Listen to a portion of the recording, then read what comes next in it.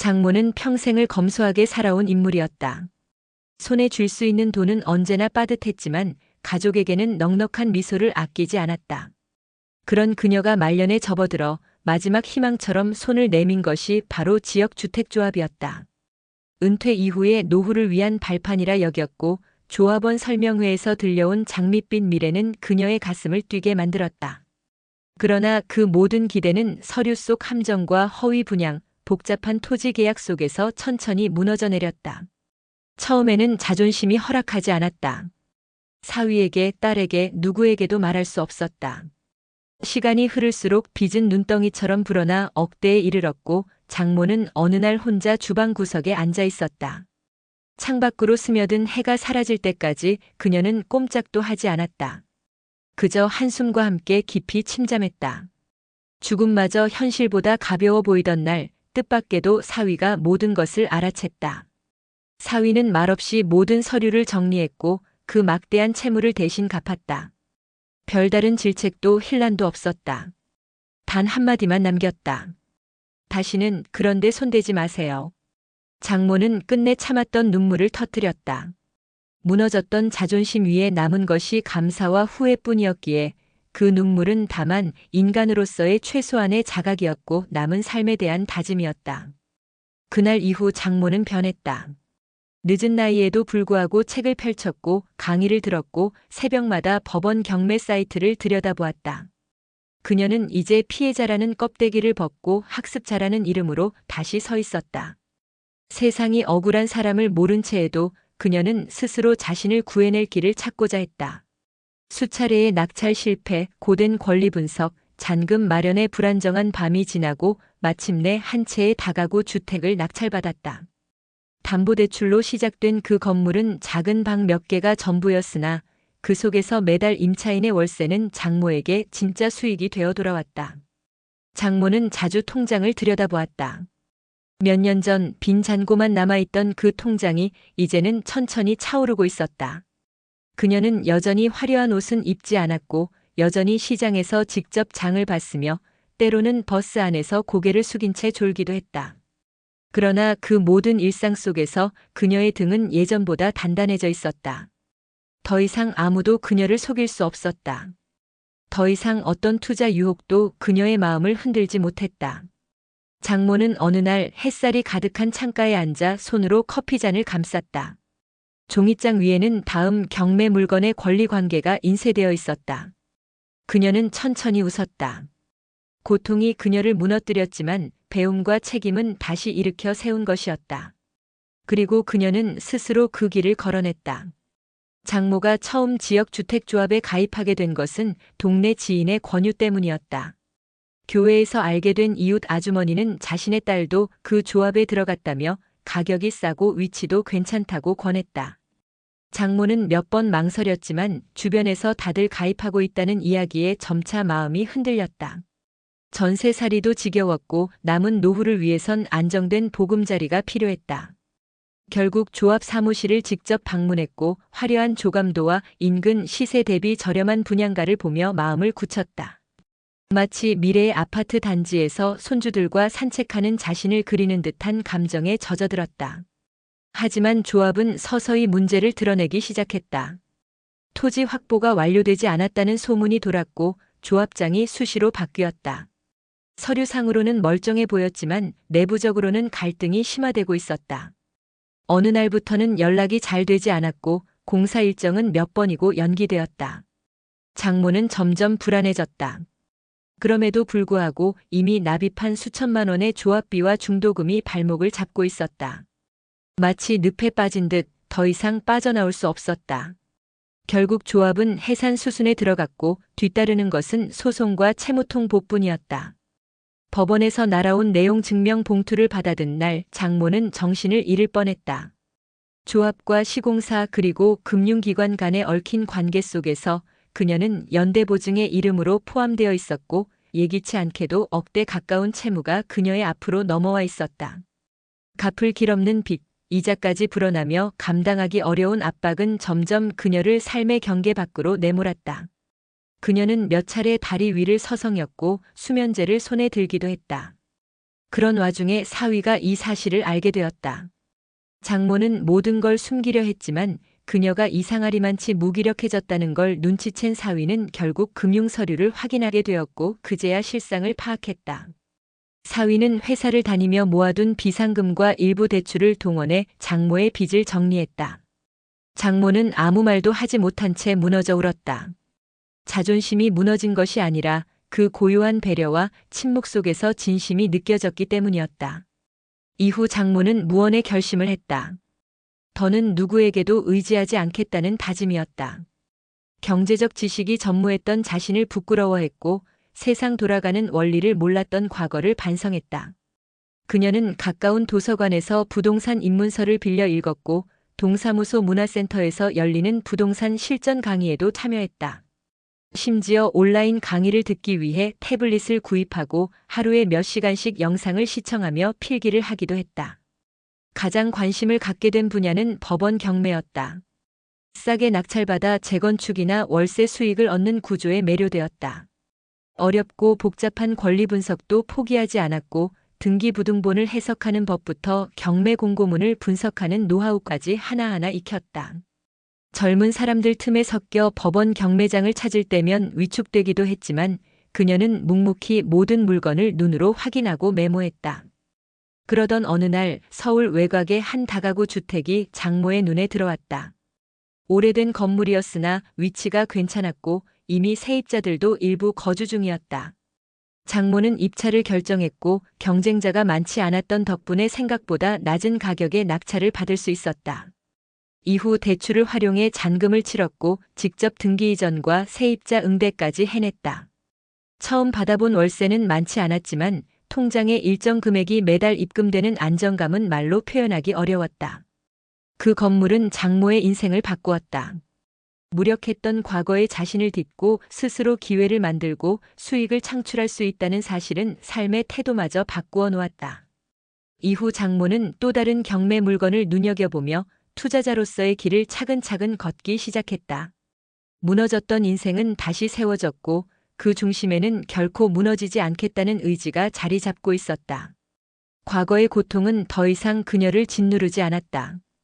그것은 이제 그녀가 성장하는 데 쓰인 디딤돌이자 다음 세대에게 남겨줄 귀한 교훈이 되었다. 장모는 다가구 건물을 낙찰받은 후에도 안주하지 않았다. 그녀는 그 한 채의 건물이 마치 인생의 마지막 종착지라도 되는 것처럼 만족하지 않았다. 처음 월세가 통장에 입금되던 날의 설렘과 안도는 짧았고 오히려 그 기쁨은 또 다른 갈증을 불러일으켰다. 더 배우고 싶었고 더 알고 싶었다. 무지로 인해 인생이 송두리째 흔들렸던 과거가 그녀에게 남긴 것은 단순한 경계심이 아니라 철저한 자기 갱신의 욕망이었다. 매일 아침 장모는 주택임대 사업자 관련 블로그를 구독하며 하루를 시작했다. 전월세 신고제, 임대차 3법, 종합부동산세, 공시가격 현실화 등 낯선 용어들이 끊임없이 쏟아졌지만 그녀는 결코 두려워하지 않았다. 오히려 모든 것이 새롭고 흥미로웠다. 스마트폰 메모장에는 매일 정리한 용어와 사례가 빼곡히 채워졌고 법률 정보나 판례는 출력해 손글씨로 밑줄을 그으며 다시 읽었다.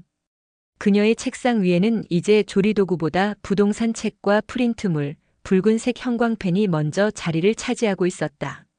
그러던 중 첫 낙찰받은 건물의 보일러가 고장이 났다. 세입자의 불만이 전화로 이어졌고 중개업소에서도 연락이 왔다. 장모는 순간 당황했지만 이내 손수배관업자를 수소문해 시공을 맡겼다. 보수를 마치고 난 뒤 세입자의 집 앞에 놓인 작은 과일 바구니는 그녀만의 방식이었다. 정해진 수익만 따지는 것이 아니라 사람을 이해하고 관계를 맺는 것까지가 부동산이라는 사실을 몸소 깨달아가고 있었다. 그렇게 첫 해가 지났다. 연말이 되자 장모는 처음으로 종합소득세 신고를 했다. 세무사와의 상담 과정에서 부동산 외에도 장기적으로 자산을 분산할 필요가 있다는 조언을 들었다. 이 말은 그녀에게 또 하나의 신호가 되었다. 장모는 금융상품에도 눈을 돌렸고 REITs 부동산 투자 신탁나 ETF와 같은 간접 투자 방식에도 서서히 관심을 갖기 시작했다. 이 과정은 그녀에게 있어 또 다른 공부였고 배우는 즐거움은 나이가 들수록 오히려 더 짙어졌다. 주변의 시선도 달라졌다. 과거 동네 사람들은 장모를 불쌍한 조합 피해자라고 불렀지만 이제는 공부 열심히 하는 건물주 혹은 요즘 제일 부지런한 어르신으로 기억하고 있었다. 동네 마트에서 만나는 상인들조차 그녀에게 조심스럽게 투자에 관해 묻기 시작했고, 그럴 때면 장모는 웃으며 자신이 겪은 실패담부터 먼저 꺼냈다. 사람들은 오히려 그런 솔직함에 깊은 신뢰를 느꼈고, 그녀는 조금씩 작은 강의도 맡게 되었다. 몇 년이 흐른 어느 날 장모는 딸 부부에게 작은 흑백인 쇠물을 건넸다. 법원 경매 공고문이었다. 한쪽 귀퉁이에 손글씨로 "이거 괜찮아 보여요. 물건 번호는 2025 타경. 이라는 메모가 적혀 있었다. 사위는 그걸 받아들고 잠시 말이 없었다. 몇 해 전 한없이 무력하고 절망에 빠졌던 장모의 모습이 떠올랐다. 그러나 지금 눈앞에 서 있는 그녀는 스스로 정보를 분석하고 판단하며 삶을 다시 설계해 나가는 자립적인 인간이었다. 장모는 이제 단순한 건물주가 아니었다.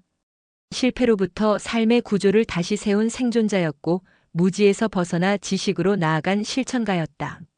무엇보다도 더 이상 속지 않고 더 이상 외면당하지 않으며 그 누구에게도 휘둘리지 않을 단단한 주체로서 존재하고 있었다.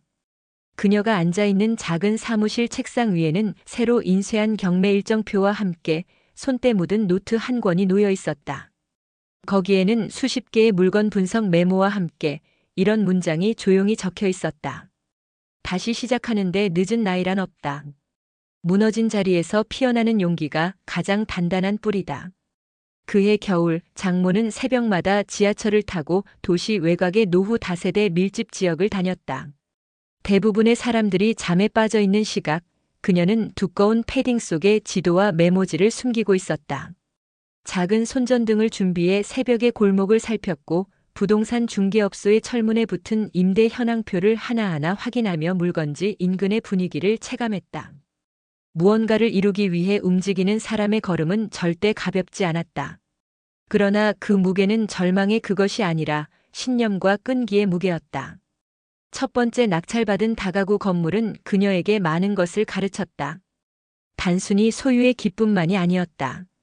노후 설비에서 비롯되는 예상치 못한 수리비, 계약 갱신 시기의 법적 기준, 세입자와의 관계에서 요구되는 배려와 유연함, 그리고 무엇보다 시장이라는 거대한 흐름에 따라 움직이는 부동산 가치의 본질. 장모는 점차 그것들을 머리가 아니라 몸으로 익혀나갔다. 그녀는 실전을 통해 비로소 부동산 공부의 참의미를 깨달았다. 지식은 책에 있지만 답은 현장에 있다는 사실을. 그래서 그녀는 걸었다. 발로 뛴다는 말의 의미를 이해하기 위해서가 아니라 실제로 필요한 정보는 가만히 앉아 있어선 결코 얻을 수 없다는 진리를 깨달았기 때문이었다. 현장을 확인하지 않고서는 사진으로 보이지 않는 균열, 수압, 동네 분위기, 인근 유치원의 등하원 시간에 따라 달라지는 교통량 같은 디테일은 절대 알 수 없었다. 그러던 중 장모는 서울 외곽의 또 다른 다세대 주택에 관심을 가지게 되었다. 물건은 오래되었고 외관도 초라했다. 그러나 장모는 그 건물의 가능성을 읽어냈다. 바로 인근에 재개발 예정 구역이 있었고 2년 내에 생활환경 개선 사업이 확정될 경우 자연스레 주변 시세가 오를 것이라는 계산이었다. 이른바 갭 투자와는 결이 달랐다. 그녀는 단기 시세 차익을 노린 것이 아니었다. 장기적인 안목과 세입자의 안정성까지 고려한 실질적 운용 전략이었다. 낙찰이 확정된 날 그녀는 처음으로 손녀에게 자신이 하는 일을 조심스럽게 이야기했다. 손녀는 놀랐다. 평소엔 조용하고 검소했던 할머니가 경매와 건물 관리, 세무 전략에 대해 조리 있게 말하는 모습을 상상도 못했던 것이다. 그날 이후 가족들은 장모를 달리 보기 시작했다. 그녀는 단지 인생의 후반전을 살아가는 노인이 아니었다. 누구보다 생생하게 현재를 살고 미래를 준비하는 살아있는 이웃이자 조언자였다. 장모는 얼마 지나지 않아 자신과 같은 지역 주택조합 피해자들을 위한 소모임에도 참여하게 되었다. 처음에는 이야기를 듣는 것만으로도 가슴이 미어졌지만 점차 그녀는 자신의 경험을 공유하며 사람들에게 힘을 주는 존재가 되었다. 그 모임에서 그녀는 한마디도 허투루 하지 않았다. 실패를 미화하지 않았고 교훈을 과장하지도 않았다. 다만 있는 그대로의 실패, 그리고 그 뒤에 이어진 배움과 회복의 서사를 정직하게 풀어냈다. 사람들은 그녀의 말에 고개를 끄덕였고 어떤 이는 눈물을 보이기도 했다. 그러던 어느 봄 장모는 자신이 낙찰받았던 두 번째 건물 인근에서 작은 카페 겸 스터디룸을 열었다. 직접 운영하지는 않았고 젊은 청년 임차인에게 저렴하게 공간을 내어주었다.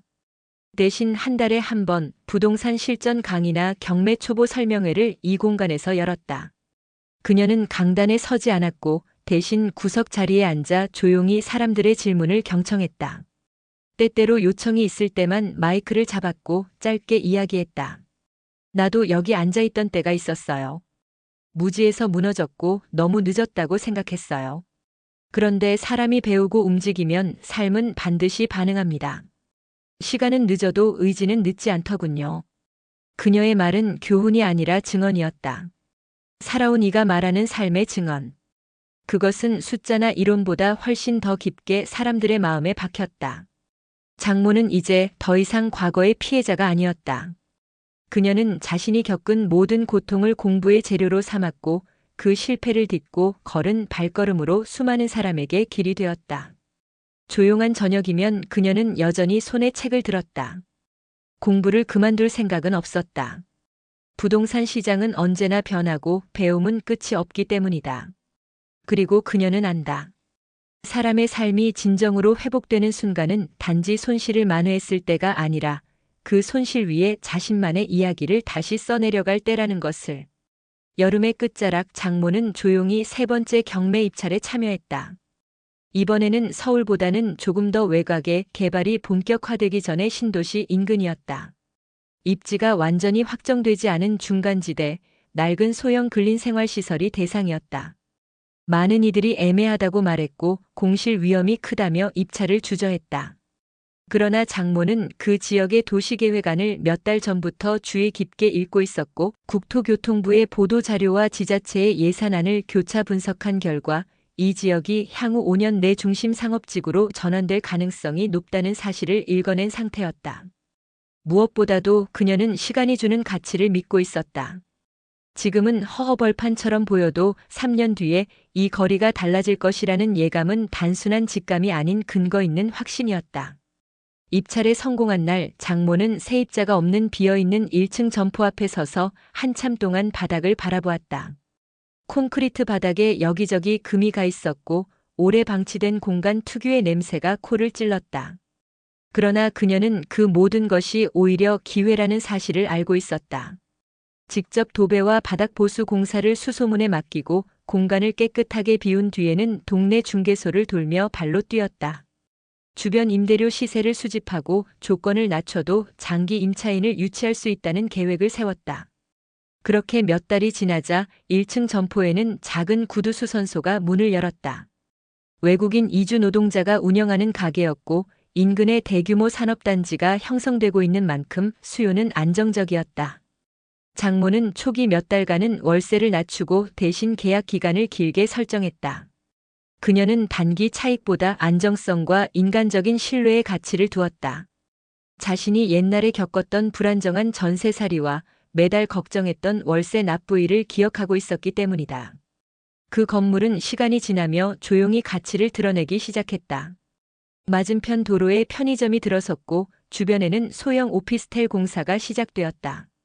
상권은 예상보다 빠르게 형성되었고 지역 커뮤니티의 숨은 알짜 상가로 소개되기까지 했다.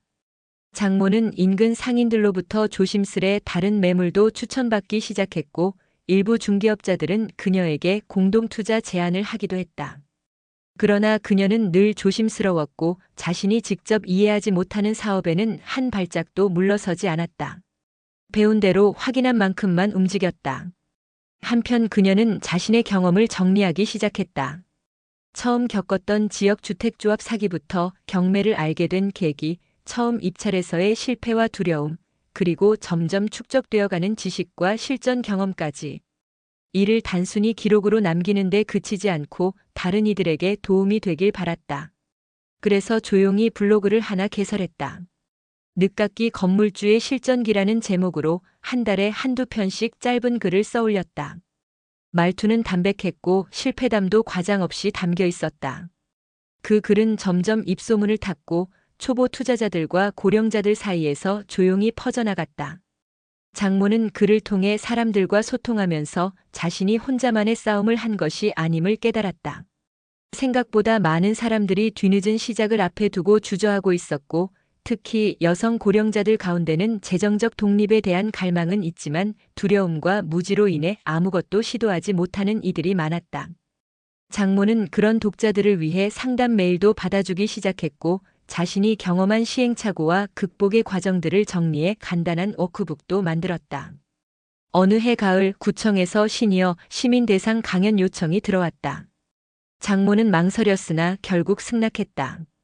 연단에 선 그녀는 여전히 수줍어했지만 사람들은 그녀의 떨리는 목소리보다 삶에서 배운 그 단단한 논리를 더 크게 들을 수 있었다. 강연이 끝나자 많은 이들이 그녀에게 다가와 손을 맞잡았고 어떤 이는 말없이 눈시울을 붉혔다. 그날 저녁 장모는 조용히 집에 돌아와 커튼을 걷고 창밖을 바라보았다. 도시의 불빛은 점점 환해지고 있었고 그녀가 낙찰받았던 그 허허벌판은 이제 불빛이 드문드문 박힌 저녁길이 되어 있었다. 그녀는 더 이상 과거의 자신을 부끄러워하지 않았다. 실패는 숨겨야 할 오점이 아니라 다시 시작하게 만든 밑거름이 되었고 배움은 세상을 이해하는 열쇠가 되어 주었다. 그 모든 시간은 결코 헛되지 않았다. 그녀는 책상에 앉아 다시 노트를 펼쳤다. 다음 입찰 공고가 며칠 후로 다가오고 있었다. 그녀는 여전히 배움의 길 위에 있었고 여전히 스스로를 일으켜 세우는 중이었다. 그리고 그 여정은 이제 그녀 혼자만의 것이 아니었다.